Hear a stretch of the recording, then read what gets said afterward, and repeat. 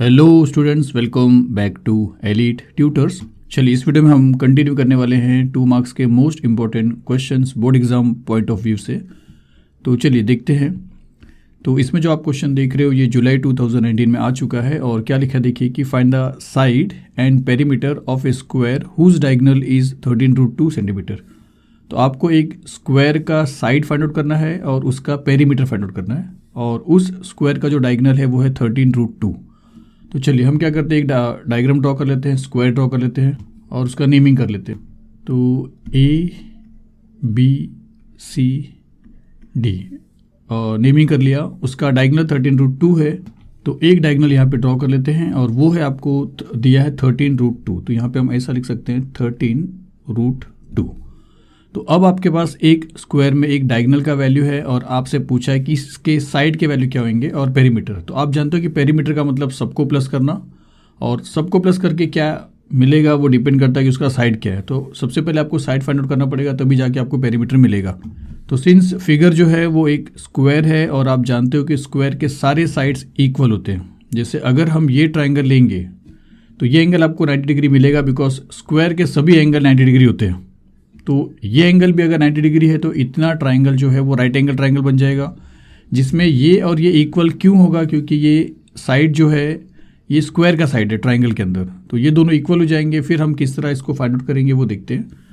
तो चलिए सोल्यूशन लिखते हैं यहाँ पे और बताते हैं कि हमने जो क्वाड्रेटल लिया है उसका नाम ABCD है। तो लिखते हैं कि let quadrilateral ABCD be a square and AD be its diagonal.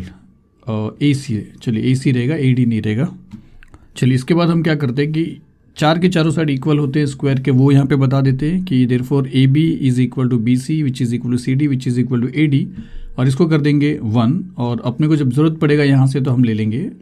उसके बाद देखिए अब इतना ट्राइंगल अगर आप कंसिडर करते हो, ट्राइंगल ABC जिसके अंदर एंगल भी 90 डिग्री है क्योंकि ये स्क्वायर का एंगल है, तो आप इसमें पाइथागोरस का फॉर्मूला अप्लाई कर सकते हो और फिर आपको AB या BC दोनों में से जिसका वैल्यू चाहिए आपको मिल जाएगा। तो हम यहाँ पे ऐसा लिखते हैं कि now in triangle ABC angle B is 90 degree. तो इस ट्राइंगल में एंगल B 90 डिग्री क्यों है, क्योंकि हम एक रीजन देंगे कि एंगल ऑफ स्क्वायर, स्क्वायर के सब एंगल 90 डिग्री के होते हैं। इसके लिए हमने बोला कि डायरेक्टली कि B क्या है 90 डिग्री है। और फिर इतना ट्राइंगल क्या बन जा रहा है आपका, एक राइट एंगल ट्राइंगल बन जा रहा है। तो अब आप इसमें पाइथागोरस का फॉर्मूला अप्लाई कर सकते हो। तो लिखेंगे बाई पाइथागोरस थ्योरम और फिर फॉर्मूला लिखेंगे, क्या मिल जाएगा आपको, हाइपोटेनस का स्क्वायर मतलब AC का स्क्वायर। तो यहाँ पे हम लिखते हैं AC का square which is equal to AB square one side square फिर प्लस अदर साइड स्क्वायर तो BC स्क्वायर। अब यहाँ पे AC के स्क्वायर के प्लेस पे आपके पास AC का वैल्यू है 13√2, तो इसके प्लेस पे आप लिख सकते हो 13√2 और उसका स्क्वायर, और which is equal to AB square को हमने AB स्क्वायर लिखा स्टूडेंट्स, और BC स्क्वायर है ना उसको भी हमने AB स्क्वायर लिखा। क्यों ऐसा लिखा, क्योंकि BC जो है वो AB के इक्वल में 1 में हमने यही बताया। तो यहाँ पे हम ऐसा बोल सकते हैं कि फ्रॉम 1, तो 1 में हमने ये बताया है कि AB BC CD AD सब इक्वल है, इसके लिए BC के प्लेस पे AB लिखा जा सकता है। इससे फ़ायदा क्या होगा, जब दो जगह पे AB रहेगा तो आप 2AB स्क्वायर लिखोगे और आपको AB का वैल्यू मिल जाएगा, और AB का वैल्यू मिला मतलब आपको साइड का वैल्यू मिल गया। तो यहाँ पे हम लिखते हैं कि 13 का स्क्वायर लिखेंगे 169, √2 का स्क्वायर लिखेंगे 2, क्योंकि √2 इंटू √2 2 होता है, अब तक आप जानते ही हो। तो 13 का स्क्वायर 169 हो रहा है इंटू √2 का स्क्वायर आपको मिलता है 2 which is equal to AB square plus AB square आपको मिलेगा 2 टाइम्स AB स्क्वायर, क्योंकि 1AB square plus 1AB square 2AB square हो जाएगा। फिर इसको मल्टीप्लाई करने से पहले आपको यहाँ पे 2 दिख रहा है, जिसको आप यहाँ पे लाओगे तो 2 और 2 कैंसिल होएगा, तो मल्टीप्लाई मत करिए। आप ऐसा करिए कि 169 मल्टीप्लाई बाई 2, और ये जो 2 मल्टीप्लाई हुआ AB स्क्वायर के साथ जब इधर आएगा तो डिवाइड हो जाएगा और वहाँ पे बचेगा AB स्क्वायर। फिर ये 2 और ये 2 कैंसिल हो जाएगा। AB स्क्वायर का वैल्यू 169 मिला, तो आप ऐसा लिख सकते हो कि AB स्क्वायर विच इज़ 169। तो अगर AB के स्क्वायर का वैल्यू 169 है तो सिर्फ AB क्या रहेगा, तो सिर्फ AB रहेगा 13, क्योंकि 13 का स्क्वायर ही 169 है। तो आप लिखोगे therefore AB which is equal to 13, या आप ऐसा इसके बाद एक स्टेप लिख सकते हो, therefore AB which is equal to √169, और फिर आप नीचे लिख सकते हो देयरफॉर AB इक्वल्स टू 13। और अगर AB 13 मिला है इसका मतलब है कि आपको स्क्वायर का साइड मिल गया, तो सारे के सारे साइड कितने हो जाएंगे 13। तो फाइनली हम लिख देंगे therefore sides of square is 13 और सिंस यहाँ पे सेंटीमीटर है तो आप लिख सकते हो 13 सेंटीमीटर। तो पहला चीज़ आपका मिल गया जो आपसे पूछा था। अब पेरीमीटर पूछा है और आप जानते हो पेरीमीटर मतलब चारों साइड को प्लस करना। तो चारों साइड को प्लस करना मतलब 4 से मल्टीप्लाई कर देना 13 को, मतलब 4 इंटू साइड। तो आप पेरीमीटर का एक फॉर्मूला लिख दोगे कि perimeter of square which is equal to 4 into side which is equal to 4 into 13 और फिर आप मल्टीप्लाई कर दोगे 4 3 12 2 1 4 1 4 1 5 52 सेंटीमीटर। तो ये आपको पेरीमीटर मिला और लास्ट में आपको आंसर में लिखना है कि therefore side of square is 30 centimetre and perimeter of square is 52 centimetre answer करके। तो वो आप ज़रूर लिखना स्टूडेंट्स। चलिए इसके बाद जो क्वेश्चन है इसमें जो आपसे पूछा था find the side and perimeter of a square और डायगोनल दिया था, तो इसके बाद वाले क्वेश्चन में find the side of a square whose diagonal is 16√2। तो ये आप पीछे का जो सम्स है उसके बेस पे इजीली सॉल्व कर सकते हो। तो ये आपके लिए स्टूडेंट्स, इसको आप ट्राई करिए और अपने आंसर्स को कमेंट में शेयर करिए एक दूसरे से और चेक करिए। चलिए इसके आगे देखते हैं। इसके आगे जो क्वेश्चन है वो क्या लिखा कि फाइंड द पेरीमीटर, फिर से पेरीमीटर आया है और सेम क्वेश्चन होता है स्टूडेंट्स, वही जो आपने क्वेश्चन अभी किया वैसे ही है, लेकिन किस किस तरह क्वेश्चन को घुमाकर पूछा जा सकता है बोर्ड एग्जाम में आपको वो समझना। जैसे यहाँ पे भी आपको कुछ नया सीखने को नहीं मिलेगा, लेकिन आइसोसेलेस राइट एंगल ट्राइंगल देने के बाद अगर आपने ध्यान नहीं दिया तो फिर आपसे ये क्वेश्चन मिस हो सकता है। तो यहाँ पे क्या लिखा कि फाइंड द पेरीमीटर, फिर से आपसे पेरीमीटर बोला है, of N isosceles right angle triangle. इस बार जो ट्राइंगल रहेगा वो राइट एंगल तो रहेगा, मतलब 90 डिग्री का रहेगा, लेकिन आइसोसेलेस रहेगा जिसका मीनिंग है कि उसके दो साइड इक्वल रहेंगे। और फिर आपसे बोला कि with each of its congruent side, तो वो जो दो साइड कॉन्ग्रुएंट रहेंगे, इक्वल रहेंगे, उसके वैल्यूज़ क्या रहेंगे 7 सेंटीमीटर। तो चलिए देखते हैं। यहाँ पे डायग्राम ड्रॉ कर लिया, इसका नाम ले लेंगे ABC। तो ये हो जाएगा A, ये हो गया B और ये है C। और जो दो कॉन्ग्रुएंट साइड उन्होंने बोला है वो तो यही दो होंगे ना स्टूडेंट्स, हाइपोटेनस तो किसी के इक्वल में रहता नहीं है। तो इसको और इसको हमने इक्वल किया और कॉन्ग्रुएंट साइड 7 सेंटीमीटर है तो 7 ये भी होगा और 7 ये भी होगा। और सिंस ये राइट एंगल ट्राइंगल है तो ये एंगल क्या रहेगा 90 डिग्री। तो अब अगर आपसे पेरीमीटर पूछा है तो पेरीमीटर का मीनिंग आपने देखा कि स्क्वायर का पेरीमीटर पूछा था तो चारों साइड को प्लस किया। अब ट्राइंगल का पेरीमीटर पूछा है तो तीनों साइड को प्लस करोगे। तो तीनों साइड में से आपके पास सिर्फ दो साइड है, एक साइड बाकी है, तो आपको पहले ये साइड फाइंड आउट करना पड़ेगा। और ये साइड किस तरह फाइंड आउट करेंगे ये तो आपको पता ही चल रहा है। आपको पाइथागोरस का फॉर्मूला अप्लाई करना पड़ेगा। आपको हाइपोटेनस मिल जाएगा। जब एक बार आपको हाइपोटेनस मिलता है तब आप तीनों साइड को क्या करोगे, प्लस करोगे और आपको पेरीमीटर मिल जाएगा। तो चलिए शुरू कर लेते हैं। सोल्यूशन लिखा और बता देते हैं कि let triangle ABC be an isosceles right angle triangle, और AB और BC इक्वल है और वो 7 है, वो बता देते हैं। Therefore AB is equal to BC which is equal to 7 centimetre. अब ये राइट एंगल ट्राइंगल ऑलरेडी यहाँ पे दिया हुआ है तो हम डायरेक्टली पाइथागोरस थ्योरम अप्लाई कर सकते हैं। तो हम यहाँ पे लिखेंगे कि in right angle triangle ABC by Pythagoras theorem, तो आपको मिलेगा AC square which is equal to AB square plus BC square. तो यहाँ पे आप लिखोगे AB square plus BC square. Hypotenuse का वैल्यू आपके पास नहीं है लेकिन AB का वैल्यू है आपके पास 7, तो 7 का स्क्वायर हो जाएगा। और यहाँ पे भी आपको समझ में आ रहा है कि 7 का स्क्वायर लिखोगे आप। 7 7 ज़ा 49 प्लस 7 7 ज़ा 49। फिर यहाँ पे सॉल्व करते हैं विच इज़ इक्वल टू, या ऐसा लिख लेते हैं इसको कि therefore AC square which is equal to 49 अगर आप प्लस करोगे तो आपको मिल जाएगा 98। और ये है AC के स्क्वायर का वैल्यू। देयरफॉर AC का वैल्यू आपको मिलेगा अंडर रूट 98। तो 98 का अगर आप फैक्टर करते हो प्राइम फैक्टर, तो जो जो पेयर बनेगा उसको बाहर ले लेंगे और जो बचेगा उसको अंदर लिखेंगे। तो 8 है, 2 के टेबल में जाएगा। तो 2 4 ज़ा 8, एक बचता है 2 9 ज़ा 18। अब ये डायरेक्ट 7 के टेबल में ही जा सकता है। 7 7 ज़ा 49, 7 1 ज़ा 7। तो 7 कॉमन है, 7 लिखा। 2 का पेयर नहीं बना तो अंदर है, तो 7√2 आ जाएगा। तो देयरफॉर AC का जो वैल्यू है वो आपको मिलता है 7√2। और अगर आप 45 90 डिग्री वाला थ्योरम समझते हो तो आपको डायरेक्टली समझ में आ जाएगा इसका आंसर क्या आएगा। अगर ये दोनों 7 है तो इसको 7√2 ही रहना है। तो ये उसको समझेगा जिसने अच्छे से प्रैक्टिस किया स्टूडेंट्स। अगर नहीं है तो आप बेसिकली जैसे आपको समझ में आ रहा है वैसा करिए। तो आपको AC मिल गया कितना, 7√2। अब आपको पेरीमीटर चाहिए तो आपको तीनों साइड को प्लस करना है। तो आप यहाँ पे लिखोगे कि perimeter of triangle ABC which is equal to AB plus BC plus AC। तो AB आपके पास 7 है, 7 प्लस BC भी आपके पास 7 है, 7 प्लस AC अभी आपको मिला 7√2, तो 7√2। अब यहाँ पे आप फटाफट में सबको तीनों को प्लस मत करना स्टूडेंट्स, क्योंकि इसको आप प्लस नहीं कर सकते हो इनके साथ में। क्योंकि इसके साथ √2 है, तो इनके साथ अगर √2 होता तभी आप इसको प्लस करते। तो आपको इन दोनों को प्लस करना है, 7 + 7 14, और फिर इसको अलग से रखना है 7√2।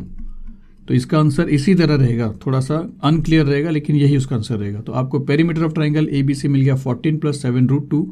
लास्ट में आपको आंसर करके वो स्टेटमेंट ज़रूर लिखना है स्टूडेंट्स। या अगर आपको थोड़ा सा सिंप्लीफाई करना है इसको तो आप ऐसा कर सकते हो, जैसे इसमें 7 2 14 है और ये 7√2 है, तो 7 अगर आप कॉमन निकालते हो, इसमें से 7 निकाला तो ये 7 2 14 था तो 2 बचेगा, और इसमें से 7 निकल चुका तो इसके अंदर √2 बचेगा। तो आप इसको इस तरह लिख सकते हो। अगर नहीं लिख पाओगे तो भी चलेगा स्टूडेंट्स, लेकिन हाँ सिंप्लीफाई करना ज़्यादा सही रहता है। तो यहाँ तक आप लाके छोड़ दीजिए और आंसर लिख दीजिए।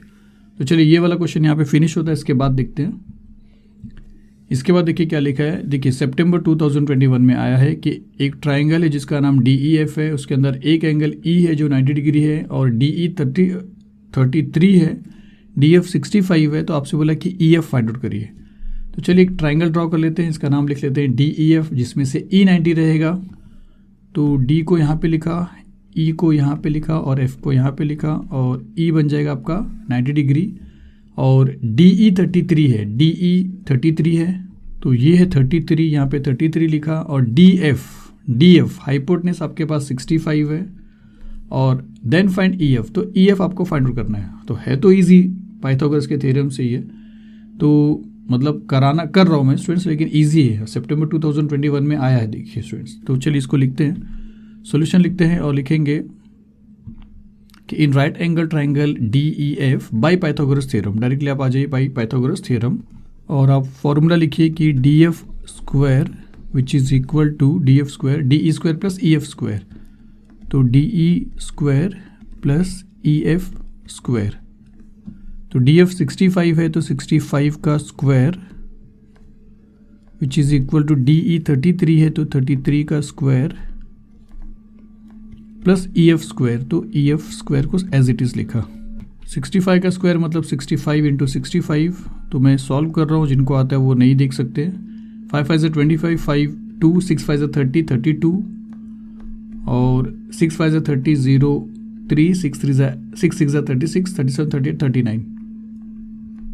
तो ये 5 हो गया, ये 2 हो गया, 9 10 11 9 10 12 हो गया, 2 1 3 1 4। तो इसका वैल्यू आपको मिलता है 4225 विच इज़ इक्वल टू 33 का स्क्वायर अगर आप निकालोगे तो 3 3 9, 3 3 9, फिर एक प्लेस गया, वापस से 9 और 9 आएगा, फिर 9 हो गया, 9 + 9 18, 8 1 9 और 1 10, 1089। तो 1089 हो गया, फिर प्लस EF स्क्वायर। अब आप इसको यहाँ पे लेके जाओगे माइनस हो जाएगा, तो देयरफॉर 4225 यहाँ पे गया minus 1089 which is equal to EF square. Minus भी कर रहा हूँ स्टूडेंट्स, किसी को ज़रूरत हो सकता है। तो 4225 में से माइनस करेंगे 1089, 5 में से 9 नहीं जाएगा, बोरो करेंगे 2 से, लेकिन वो भी नहीं जा सकता क्योंकि वो स्मॉलर है। इससे आप बोरो कर सकते हो, यहाँ से 1 लिया तो ये 12 होएगा और ये 1 बन जाएगा, फिर यहाँ से इधर लिया तो ये 15 होएगा और ये बन जाएगा 11। तो यहाँ पे 15 है, 15 - 9 करना है आपको मिलेगा 6। 11 में से 8 माइनस करना है तो 9 10 11 आपको मिलेगा 3। 1 में से 0 माइनस करना है 1 मिलेगा। 4 में से 1 माइनस करना है आपको 3 मिलेगा। तो इनका सोल्यूशन आपको मिला 3136 और विच इज़ EF स्क्वायर। तो देयरफॉर EF का वैल्यू क्या मिलेगा? देयरफॉर EF का वैल्यू अगर आपको चाहिए तो √3136 आपको इसका स्क्वायर रूट फाइंड आउट करना है। तो चलिए इसका प्राइम फैक्टर निकालेंगे, और उसके पहले अगर आप देखते हो तो 4225 का स्क्वायर 65 था और 3136 इससे कम है, तो इसका मतलब है कि इसका जो स्क्वायर रूट रहेगा वो 65 से कम रहेगा। 33 का स्क्वायर 1089 है और 313 है, तो ये काफ़ी ज़्यादा रहेगा। अगर 60 से पहले आते हैं 59 में ट्राई करेंगे तो हो सकता है, या 59 से ऊपर भी जा सकता है स्टूडेंट्स। लास्ट में आपको 6 लाना है, तो 59 की अगर बात करेंगे तो 9 9 = 81, लास्ट में 81 आएगा तो ये नहीं देगा। 58 अगर करेंगे तो 8 8 = 64, 4 है आपको नहीं देगा। 57 करेंगे तो 7 7 = 49 नहीं है। 56 अगर ट्राई करते हो, एक बार ट्राई करेंगे, अगर 56 नहीं आया तो दूसरा कुछ ट्राई करेंगे। तो 56 × 56 करके देखो कि आपको 3136 मिलता है क्या। तो 6 6 = 36, अब 6 आ रहा है इसीलिए मैंने आपको ट्राई किया। नहीं तो 54 में भी आएगा, 4 4 जा 16 में। तो 6 6 जा 36, 6 3 कैरी, 6 5 जा 30, 30 और 3 33 हो जाएगा, एक प्लेस गया। 5 6 जा 30, 0 3, 5 5 जा 25, 26 27 28, 28, ये 6 है, ये 3 है, 8 9 10 11 1 1 2 + 1 3, तो 3 1 3 6 आ गया। अदरवाइज आपको जो फैक्टराइज प्राइम फैक्टर बोला आप वो भी कर सकते हो स्टूडेंट्स। तो आपको मिल गया, देखिए यहाँ पे 3 1 3 6, और वो इसके बेस पे किया क्योंकि 65 का 4225 है, तो 65 से कम ही रहेगा 3 1 3 6 का। और फिर आपने ये सब क्यों छोड़ दिया, क्योंकि लास्ट में आपको अगर 6 चाहिए तो 59 में आपको 6 मिलेगा नहीं, 58 में नहीं मिलेगा, तो 54 में मिलता था क्योंकि 4 4 जा 16 है, 6 मिल सकता था, और 56 में मिलता था क्योंकि 6 6 जा 36 है। तो ये सारी चीज़ आप आइडिया लगाते रहिए। तो देयरफॉर आपको EF मिल गया आपको 36, मेरा मतलब सॉरी 56। तो फाइनली आप आंसर में करके लिख दीजिए कि EF इज इक्वल टू 36, फिर 36 बोला 56 सेंटीमीटर। तो ये आपको लिखना पड़ेगा आंसर में। तो ये 2021 के सितंबर में आया था स्टूडेंट्स 2 मार्क्स के लिए, तो आप याद रखिए ऐसे क्वेश्चन आते हैं। चलिए इसके बाद एक लास्ट क्वेश्चन देखेंगे। इसमें क्या लिखा है, in triangle PQR, P is 60 degree, Q is 90 degree and QR is 6√3, then find the values of PR and PQ। तो एक डायग्राम बना लेते हैं, इसका नाम PQR है, एंगल Q 90 है, तो यहाँ पे P लिख लेते हैं। तो यहाँ पे लिखा P, यहाँ पे लिखा Q और यहाँ पे लिखा R, और Q 90 है तो यहाँ पे बना दिया 90 का सिंबल।